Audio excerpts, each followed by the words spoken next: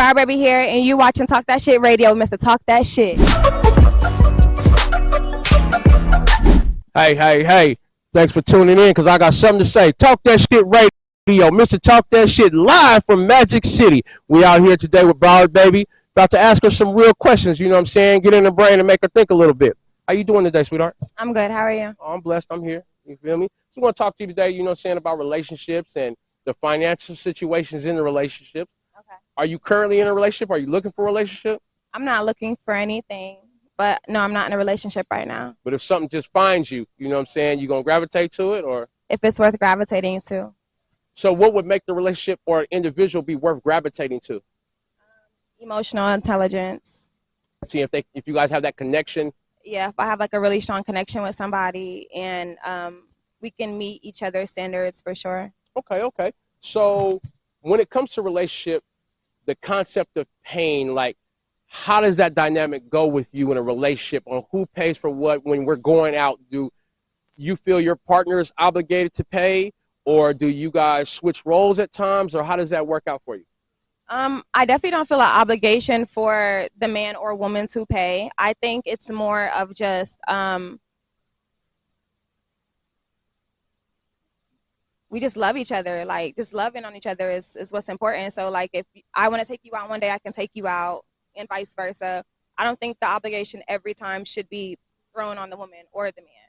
Right. Yeah. So if you're ever in a financial bind in a situation, will your ego as an independent black woman allow you to accept help from your partner, or will it get in the way?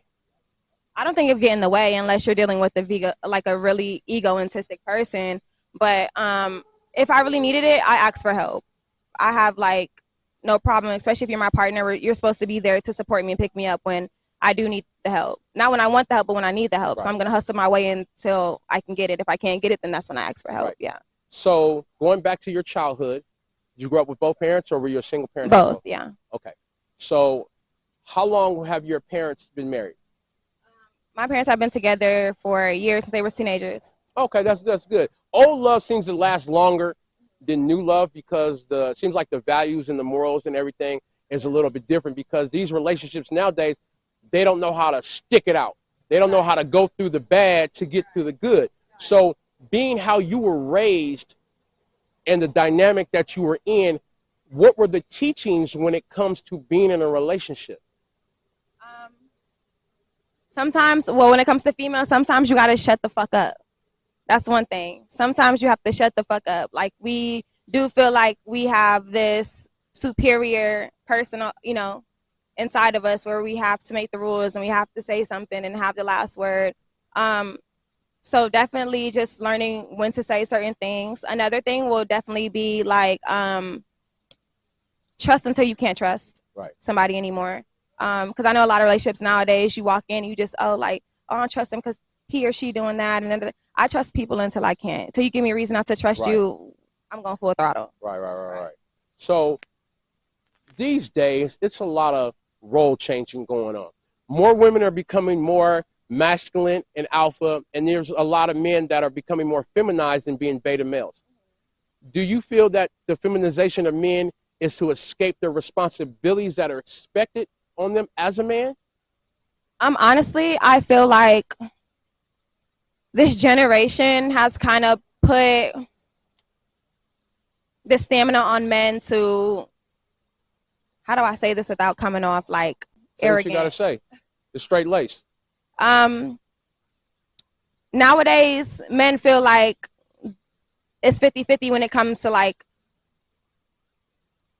how women act. So like, women can talk shit and bitch all day, and men feel like, okay, well, she doing it, I could do it too. Like, but a lot of these people weren't raised by parents who teach them how to be a man and how to be a leader, person of household. Like, that's not how a lot of these women are raising these men, their children, their sons, their daughters. So I definitely do feel like women are the men of the generation, because we definitely are on our toes all the time and make sure things happen. And then we keep our word at that. So, I mean. Do you feel that a man is obligated and it's his responsibility to make sure that all the bills are taken care of? So if you're going to be a leader in my life, yes, I do expect that. But if you're not a leader, I mean, we can split it down Even as a completely. leader in this economy, this day and age. Economy wise, okay. So I know we're going through a little situation. Like, I don't want to throw everything on the man or the woman, but at the same time, it's like whoever makes the most money, I feel like that needs to be a conversation. You know, whoever is more established in life, I feel like it should be a conversation. I don't think the woman should be splitting rent half down, because maybe I can go with a roommate if it's going to be that, you know. But if I'm the nurturer and I'm taking care of home and I'm making sure that you eat every night and making sure everything is straight on the back end, I do not expect to be paying bills 50-50 straight down. Okay, so now, is that even when you're living with a man and you're on a boyfriend-girlfriend status? Or is that a marriage status, or do you consider both? Both. I mean, I can't put one above another. They're both titles. If I'm living with you and I'm the mother of the household, absolutely. I'm not paying these bills all the way. Absolutely not. Okay, so if I take care of home and you're not taking care of home and I'm responsible for taking care of home, that's already too much on my plate. right. But it should be higher standards for a marriage than it is for a dating relationship.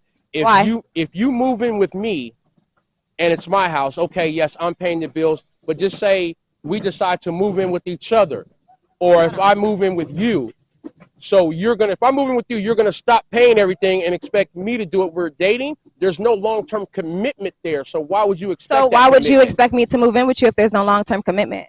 That's something that we both agree on, that maybe we want to both cut down on our individual bills and move in with each other to make it a little easier. That's not a question for me then, because I'm not moving in with anybody who doesn't see longevity. Okay. So you have to have marriage and long-term commitment in mind when you're making those decisions. Absolutely. If I wanted a roommate, I'll go get a roommate. Right. You know what I'm saying? I can go stay by myself. So if we're doing this for longevity, baby, we could talk about splitting this shit all the way down, but it also kind of ties down to who makes the most money too, because shit, I don't want to be dropping my whole bag on this place and I don't got shit to handle myself with. You feel me? Now I'm depending on a man or a woman to take care of my hair, my nails. No. Are you okay with making more money than your man? Absolutely. Okay, so you're okay with taking the load. It's me before anybody. Listen, if I make the most money, that's okay. I'm not gonna like pick a guy out of the bunch, but like, oh, you make the most money, I like you. No, it's not about money to me, but there's no problem if I do make the most money in the relationship. Okay. Well, hey, man, y'all heard it first, man. Broward, baby, we live. Mr. Talk That Shit from the Magic City, man. Until the next one, we gone.